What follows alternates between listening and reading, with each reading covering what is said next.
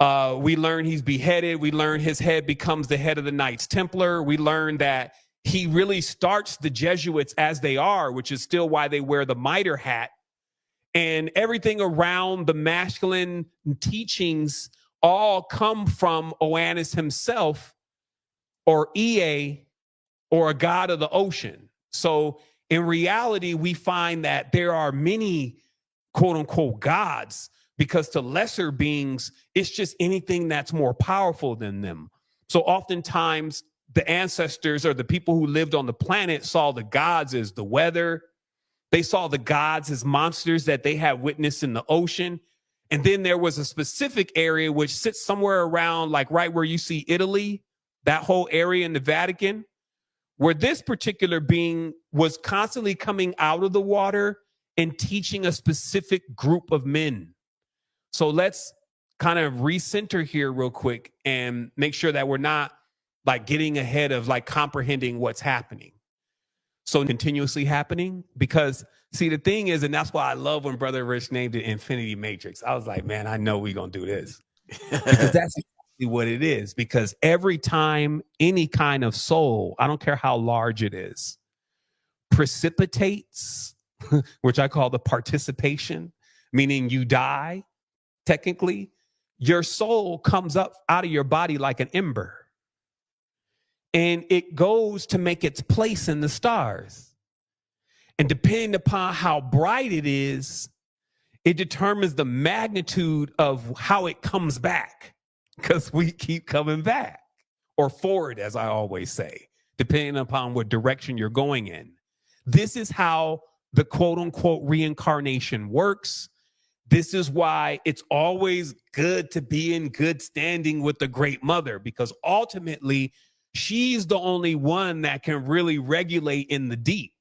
See, because the first layer, which is like considered like the moon. So imagine from the distance between sea level to the moon, that's called the first heaven or the first haven.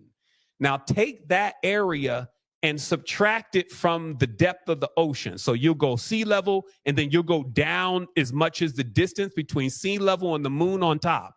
That whole realm right there, that's called the first heaven. That is the realm that the jackal, if you may, as you're going to know exactly who he is in a moment, that is the realm that he rules. So this is also why when most people go to sleep, they're generally in here, because they don't know how to go deeper, because all of the concepts and everything that they have is around this masculine God, which as you can see ain't a man at all. It's more like a boy, right? So at the reality is that there's like this realm, if you may, which is also corresponding to the influence that the moon has over the water, especially those on the surface, and it influences them. So it was known that really the higher that you ranked up, if you may, on your spine, you would pass through beyond the moon, who was the lowest one. The moon is also corresponds to your sexual organs. It's the first ladder. Then you will keep going up. And that's why they tried to show you the chakras in correspondence to planets, because you're really going through different spheres of the good reflections. If you're moving in the proper direction, you're going through the spheres of the good reflections of the hebdomad, i.e. the archons or the organs. These are the ones that were used to create the bodies, united. Okay. And we're going to, again, we're driving closer to that. So now we see here that this creation process is really like two powers. You got, now this is the fifth power. This is the 5-base power. This is why we have 5 hands. We have 10. This is called Digitaria, which is another name for Sirius. This is called this is 5, right? This is the number in the coding system that we're using. This is why it's called Big 5. Even Marduk is known as 50 in the Sumerian pantheon. So the 5 will continue to play out all around anything that Big 5 is doing. Okay. That's why now we see 10 a lot, and we'll get into that in a minute, because everything is a divisible of 5. That's why your money is a divisible of 5. Everything is going to be a divisible of 5 until you move into this this creation with the mother. Now, the 5 knowledge, of course, birthed the modern occult as it is, as demented as it is, especially, and as ignorant as it is, because it uses a tool which is also known as the hammer, which is the pentagram, because it can cut light. It's like they call it the sacred cut. The way that it's still designed, it can actually cut a ka from a spirit, or cut a ka from the flesh, right? So basically, this pentagram is in itself the technology that the jackal uses and continues to use in order to create its world. And anybody that represents that, generally, you'll see them inundated. There'll generally be one here. You know, it's all over the body. It comes to people's mind. They just want to do it. You may have one on you yourself. The Superman sign is one. So I even got Superman. You know, I was young and everybody get the Superman sign, you know, Shaq and all that. That's pentagrams. The S in the center is a serpent. Serpent. Serpentagram. A serpent in the pentagram. Okay, so watch this. So now I wanted to zoom this in. I'm like trying to drive into the reality now, because I want to bring you into 2023 and show you how this is all playing out. Literally, it's a card game.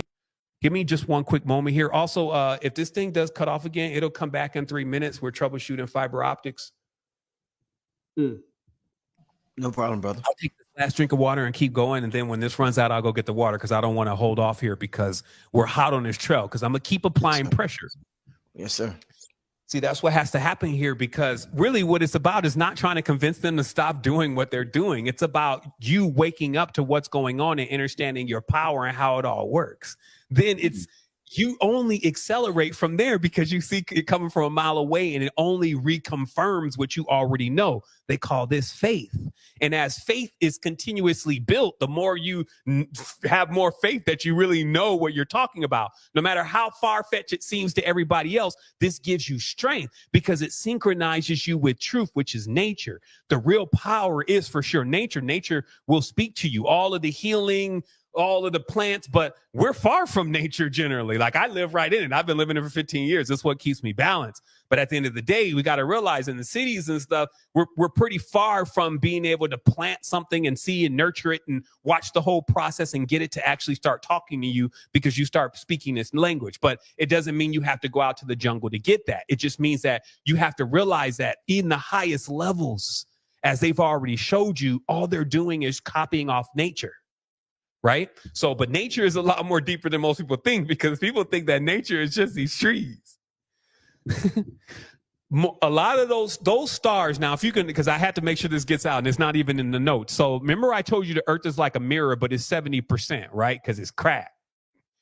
That other 30%, when the stars emanate down into those areas, they emanate down into the crystals, because that's what all this is. We could think it's dirt, but it's crystals, especially the desert. So all those beings, they get trapped under the glass. That's why the Arabs told you that the deserts, that all they are is that they're the realm of the jinn, because the glass, which is the same thing over the ocean, is keeping them underneath, right? But that's all hot glass, basically, because we make glass from sand, right? And so it's that awareness that, but those beings, they're part of the 33rd. And that's what actually will let you understand the original, what you would say is when the ark came on land. Okay. That's the real ancient occult brotherhood secret society, is surrounded by the 33 and the third entities who are like rock men. Just like you see the Mayans and all of them, where they're in rock and in steels, okay? And a lot of them are very large, because they're the stars that fell on the land. A lot of them are also trees. They're the thick stars, right? So when they get seated, because everything is like it's like a beam. That's why if you look at this, it's so telling. The stars are always beaming light. You can look at them and see they shoot a straight beam, and they shoot it right down into the water. I mean, we do.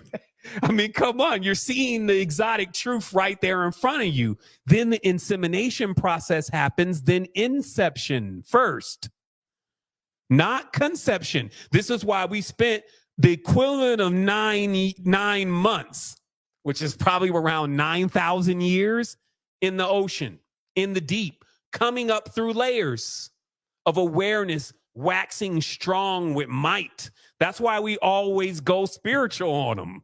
That's exactly how that happens. It's a layering process. It has a lot to do with also how many layers you get on this. Like this is what, 4 layers. Some have 2, some have 1. All of those layers are like how many times you've been around. You see what I mean? So this is why there's ordinance to this. This is not like just haphazard, right? But still don't get hijacked. Watch this. So if you had then those who were upon the land, right? And they were mainly trees and they had knowledge. This is why the idea of trees and knowledge have always been entwined. Like paper and papyrus and trees have always been entwined. It always will be. But also the serpent plays a key role with the tree. And so we're going to break that down of how we find that there is a brand new creation process that takes place in a place called the garden, which in this case is something that the jackal has carved out, because now it's in this process of creating. And what it brings forth first is always going to be telltale within the stories centered around the jackal that are about the jackal. Okay, and I use that name for a reason. Because when the Bible begins, it's all about the jackal. And this is the most jealous entity, as I explained. So it's one of those beings that it's going to tell you everything about itself. And it's like that kind of energy, right? So in this case, what the jackal does is the jackal goes into this process of creating Smurfette.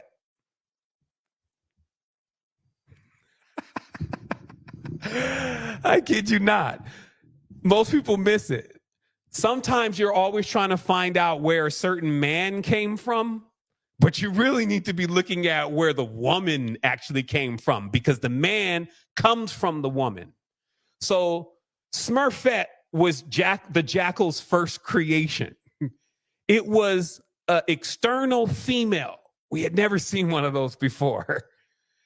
In this case, it took a part of itself, and also sometimes called Eve, and then brought forth the first creation in which it then populated with. And that's why you consistently get this narrative within the dark, jaded minds about family members coming into sexual union with each other, and just weird stuff about inbreedings and all that kind of stuff, and abusing women, because this is exactly what happened. And it is recorded in the ancient text. And from there, from that particular conceptualization point, which also created what we would call today a menstrual cycle, was brought forth the first son known as Cain. Okay, now you need to kind of understand. Now, everything that we talked about with the great mother and all this is like a long time ago before this. But history, as you say, and herstory is repeating itself, but it's getting more watered down, though. This is how a lion becomes a dog. This is how a giant becomes an imp. You see what I mean? As things go on, you can get folded under the pressure of all this. So instead of getting stronger, you get weaker. So in this process, a creation is happening. And remember, what can the jackal not do very well? Create. Because even in its design, it lacks the other component to really stabilize a being. So now it's headlong in the creation process. And the first thing that it creates Cain. And that's symbolic. It's to show you that the whole thing about even in church, you're not supposed to have sex. And, you know, it's the most taboo thing to talk about. And like every single thing around that, you should not basically have children unless you know how to take care of those children. Every single thing around like in your side or whatever, you know, it's like, okay, it's always a problem with this person. He's stealing out the house, etc. Okay. So this was the warning that the cosmos had given even to the Jehovah Genetrix, because it knew that, hey, you're going to have this process starting to happen because your whole thing is not completely perfect. So it's like you're creating without the consent of all of the creative components, like all the rest of the tribe and the family ordaining the creation. This is why you even still see the remnants of, hey, I need to know who you're going to marry. And I need to know, you know, what they're, you see what I mean? There was a lot more due diligence that people used to take before they would just go in and create something with them. But actually the jackal robbed his first creation of that. It repaired her. I'll leave it like that. And then it created what became like a wound that would not heal. And from that point on, that wound in a cycle with the moon, which is the ark, the bark, which means a boat that sails across the water. So as the moon's moving across the water, it holds all the subconscious and is penetrating to a certain level of the deep where most people are, because they still haven't gotten down to the deeper levels, and they become influenced by all of that, all of the ark and all of the rituals and all of what goes with that. So let's keep going. So we find out that the jackal in his creation creates a flawed being. This being becomes Cain. He's a canine. He's a dog. He's a Setian. The games. It's like you be in the Matrix, and you be seeing cats, and it's just like, okay, here's how I look at it. I believe that everybody came here with a degree of truth. So I'm not really knocking where they're at, because at the end of the day, they become the gateway for a person to kind of like get to a certain level. But we also got to recognize that there's level to this. So there's going to be people out here that know stuff that you don't know. And then you're going to have to even come back sometime and explain to everybody that, hey, there's more. Like, I'm not trying to tell anybody at all that, hey, this is all there is to it and that this is 100% exact. I'm just telling you that after 20,000 books, and I also have a tech arm. So that means I literally have all of the knowledge of all the spiritual knowledge in the world. And I also pass that to humanity. And it also already answers 700,000 spiritual questions for free. Right? So I'm not joking in this. I'm doing quantum enlightenment at this stage because a last-ditch effort to pull us out of a tailspin, because the jackal is running circles around everybody like everybody is chasing their own tails. So watch this, or their own story. So here's what happens. So the jackal is here in the center on Buckingham Palace because it was known that Jack actually took the place of the king and the queen. Humans have cloned everything that they can't eat to that they can eat it. Sit on that for a moment. Everything that we could not eat in nature, like grapes weren't grapes before, they were poison berries. Like a lot of stuff that you're eating right now has been cloned to a point where it can be eaten. So now you see why they got folks in these shambles and all this craziness and not knowing any kind of knowledge to really anchor into. Because once they glide off from here, they're a snack for a snake. It's the same word, because their spirits will be so weak. It's like your shine, which is basically your field. So what you were given by your mother is she gave you a cloak of many colors. It was the gift. This is the cloak of Joseph and all this, right? They just playing with you now. They gave you a cloak of many colors, which is your chakra systems. It's all of the upper hebdomad in alignment, and they protect you. I'll say it again. You have a cloak of many colors. It's combined as shields around you. And they are the upper hebdomad, which you also know. There's a lower hebdomad, which is the netherworld gods or the nether region gods, mainly on the first layer. Not saying they're good or bad. They're you. They're the reflection of their higher selves as below, but they really are there. And then you got the as above hebdomad, which it emanates from those who are in tune and in communication. It emanates from their field, giving them multiple layers. And this would be like trying to eat one of those is like eating a coal of fire. I'll say that again. Trying to eat an enlightened soul is like eating coal and fire for them. It ain't going to happen. But if you only got one little crispy layer around you like a M&M, one color, crunch, right? And what happens to that kind of soul is it becomes fractured further, right? And there's a lot of fractured souls here on the planet. They're dismembered. They're spread across also too many realms because this replication process that you're seeing through the waters, it happens on multiple levels like lenses on a telescope. There are multiple layers. And as it goes down lower and lower, it gets more and more, right? So the sun, who's the great mother, the one moving through the sky, is a reminder every day that you can get powerful enough to make an entire trip through the nether region, which is what is seen that the sun goes to the nether world, no problem. And everything follows it in retinue. Like if you can see the sun with your third eye, when it's quote unquote going down, it's not going down, it's going further. And everything which you would call daytime is going with it. And it leaves you in night. Because you still have that side of you. You see what I mean? So that's what's going on. So these are seen as boats. So there's a solar boat, and then there's the ark that the jackal built, which is the moon. Okay? So as we go forward, then we realize that, okay, I'm not sure what that language is, second under deputy. Okay? So that's the jackal's rank at 50, who's also 50 Cent. He plays Canaan, who's on power. He's a canine in his initiation. All of the dogs, including Snoop, including Ross, Roof, all of that. I mean, come on. But again, is it bad? Is it good? What will be his ultimate fate? That's what you look at. The proof of wisdom is in the type of people that it produces.